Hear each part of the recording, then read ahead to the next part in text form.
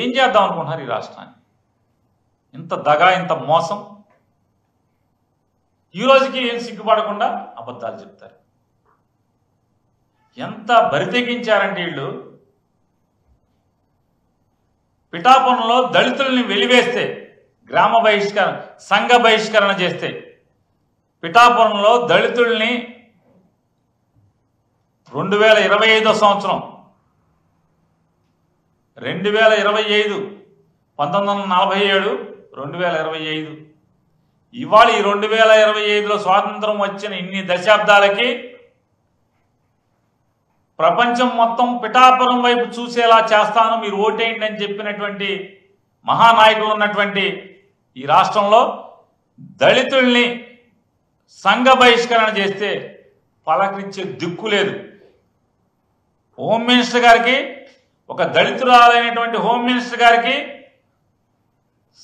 అంటే నా జాతికి లేదా నా తోటి సోదరుల్ని సంఘ బహిష్కరణ చేయటం ఏంటి, ఈ రోజుల్లో కూడా ఈ స్థితులు ఉన్నాయా అని పరిగెత్తాల్సింది పోయి అడ్రస్ కూడా లేదు, పలకరించినోడు లేడు. ఎమ్మెల్యే పలకరించలేదు, ఎంపీ పలకరించలేదు. ఈ రాష్ట్రానికి సంబంధించిన హోం మంత్రి లేదా సాంఘిక సంక్షేమ మంత్రి దళితులు, సామాజిక వెనుకబాటు కలిగిన వారి యొక్క సంక్షేమాన్ని ఆలనా పాలన చూస్తానని రాజ్యాంగం మీద ప్రమాణం చేసినటువంటి మంత్రి పదవి పొందినోడు ఎవరు?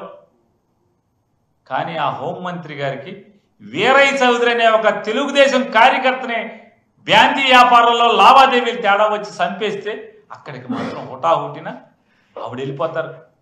చంద్రబాబు నాయుడు గారు, ముఖ్యమంత్రి గారు వెళ్ళిపోతారు.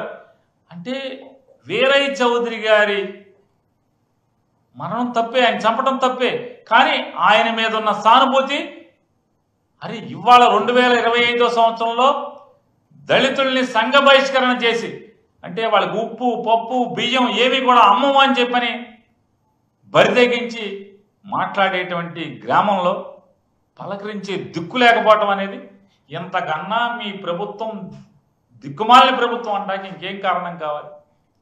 మీ ఆలోచన, మీ మనస్తత్వం, మీ పోకడలు డబ్బున్నోళ్ళని, అగ్రవర్ణాలని తప్పితే సామాన్యుల్ని, పేదల్ని, వెనుకబాటుతనానికి అణచివేయబడుతున్న వాళ్ళని పలకరించే మనసు లేనటువంటి మీ ప్రభుత్వం ఏమనాలి?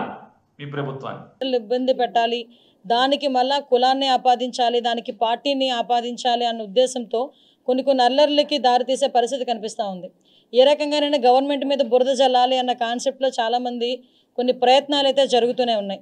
నేనేం చెప్పదలుచుకున్నానంటే, ఏదైనా ఒకటి మాత్రం క్లియర్ అండి, గౌరవ చంద్రబాబు నాయుడు గారు ముఖ్యమంత్రి వర్యులు చెప్పింది ఏంటంటే, క్రిమినల్కి క్యాస్ట్ ఉండకూడదు, క్రిమినల్కి పార్టీ ఉండకూడదు. క్రిమినల్ ఈజ్ క్రిమినల్ అంతే.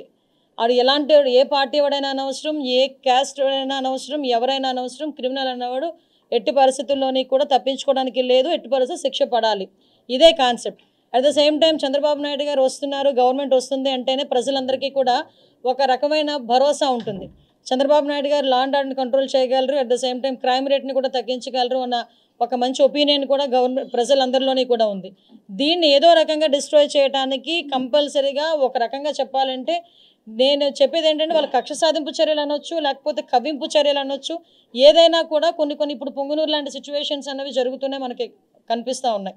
ఈరోజు నేను ఒకటే చెప్తున్నా, తెలుగుదేశం పార్టీ కార్యకర్తలకు అవనేయండి, సామాన్య ప్రజలకు అవనేయండి. ఎందుకు సామాన్య ప్రజల గురించి కూడా నేను మాట్లాడుతున్నానంటే, జగన్మోహన్ రెడ్డి గవర్నమెంట్లో తెలుగుదేశం పార్టీ వాళ్ళు ఒక్కలే ఇబ్బంది పడడం కాదండి. తెలుగుదేశం పార్టీ వాళ్ళు పార్టీల పరంగా రాజకీయాలుగా తెలుగుదేశం పార్టీ వాళ్ళు కానీ, జనసేన వాళ్ళు కానీ, బీజేపీ వాళ్ళు కానీ ఎన్ని ఇబ్బందులు పడ్డారో కామన్ పీపుల్ కూడా అంతే ఇబ్బంది పడ్డారు. భూ కబ్జాల విషయంలో కానివ్వండి, వాళ్ళ మీద దాడుల విషయంలో కానివ్వండి, డాక్టర్ సుధాకర్ లాంటి డాక్టర్స్ విషయంలోనే కానివ్వండి, డాక్టర్ అనితారాణి లాంటి డాక్టర్స్ విషయంలో కానివ్వండి, కామన్ పీపుల్, ఒక ముస్లిం కుటుంబం ఏదైతే ఆత్మహత్య చేసుకున్న సందర్భం కానివ్వండి, ఒక అమ్మాయి సూసైడ్ చేసుకుని 10th క్లాస్ అమ్మాయి సూసైడ్ చేసుకునే విధానం కానివ్వండి, చాలామంది స్నేహలత అనే అమ్మాయిని చంపేయడం కానివ్వండి, నాగమ్మ అనే అమ్మాయిని చంపేయడం కానివ్వండి, ఇలాంటి అంటే పొలిటికల్కి సంబంధం లేకుండా ఉన్న సివిలైన్స్ కూడా చాలామంది ప్రజలు కూడా ఇబ్బంది పడ్డారు. వీళ్ళందరి పరిస్థితి ఇప్పుడు ఎలా ఉందంటే, పరిస్థితి 5 సంవత్సరాలు చాలా ఇబ్బందులు పడ్డాం. ఈ 5 సంవత్సరాలు చాలా మేము నరకం చూసాం. సో ఈరోజు ఏదైనా ఒక విషయంలో ఒక ప్రొయాక్టివ్గా ఒక స్టెప్ తీసుకోవడానికి కొంచెం సిద్ధపడుతున్నారు కొంతమంది. నేనేమంటానంటే మీతో పాటు అందరం సఫర్ అయిన వాళ్ళమే. అందరికన్నా ఎక్కువగా చంద్రబాబు నాయుడు గారు, పవన్ కళ్యాణ్ గారు కూడా సఫర్ అయ్యారు. చంద్రబాబు నాయుడు గారిని ఏ రకంగా ఇబ్బంది పెట్టారో మనందరికీ కూడా తెలుసు.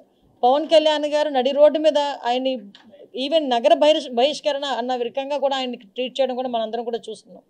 ఇటువంటి సిచ్యువేషన్స్లో ఈరోజు మనం అధికారంలో ఉన్నాం.